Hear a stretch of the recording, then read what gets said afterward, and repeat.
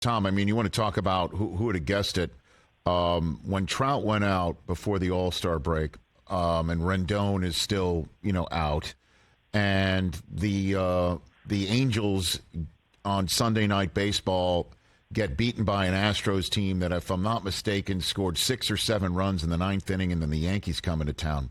And they put their foot down and not only start winning games, but the front office is making moves to support everything that's going there. And Ohtani is in a good spot right now, it seems like, a day before the trade deadline, right?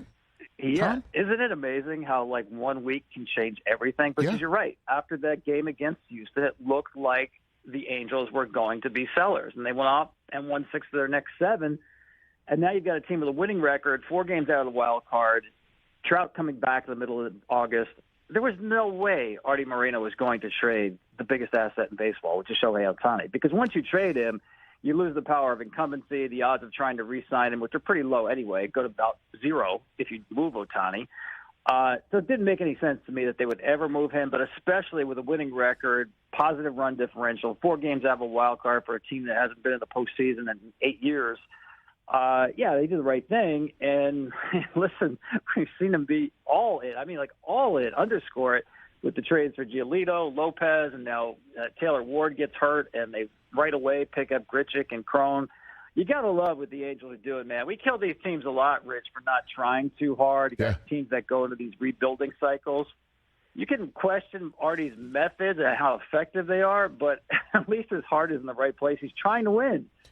And so the final few weeks of this season for the Angels, not only for them to try and make a playoff run, is it truly their best offer to Ohtani, right, is to show him that they can actually win with him? Or, if I'm not mistaken, did I just hear you say you thought the chances of them re-signing him were low to begin with, Tom? Yeah, I mean, this at least keeps them in play for Ohtani because, listen, if this team does have some kind of magical run, like the Rockies back in '07, they get into the postseason riding a ton of momentum, that's going to count a lot, I think, for Ohtani, who really does want to win. I think anybody who watched the WBC understood that.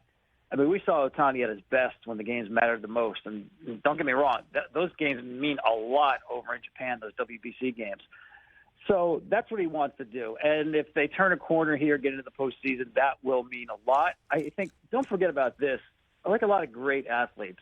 Shohei Ohtani is an incredible creature of routine.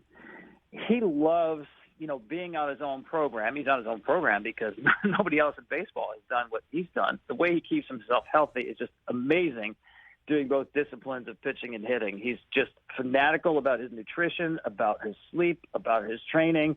You saw the other day he pitched in humidity and heat in Detroit and had to leave the game with cramps. I just think he loves Southern California. It's a little bit closer to home.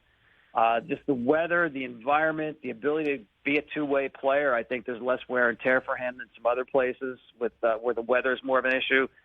I think he's got everything he wants in Southern California, but I think the Dodgers have the most money to put on the table. They tried to sign him when he was in high school, Rich. I mean, that's their white whale they've wanted all these years. And even, they've got the payroll flexibility now to go out and blow everybody else out of the water. Now, does it come down to the highest bid? If it does, it probably will be the Dodgers. If it's comfort level, maybe he is such a creature of routine that the Angels with, now that, the Angels have pushed their payroll above the luxury tax limit, maybe that's indication that things are going to turn a corner here, and he's all in.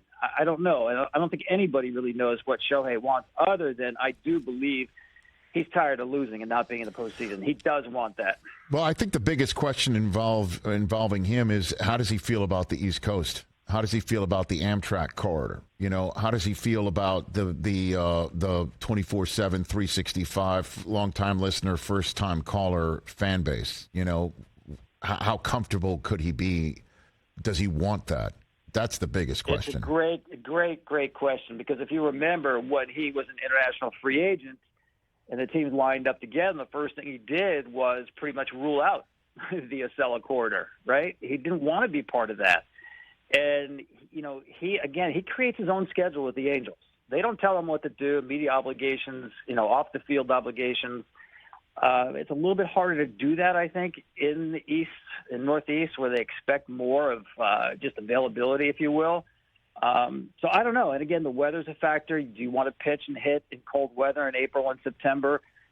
I don't know. I mean, maybe things have changed with Shohei, but it's instructive to me that at least when he first came over, he said, no, I'd rather not be. And that's knowing, obviously, the kind of money that teams like the Red Sox, Mets, and Yankees can spend.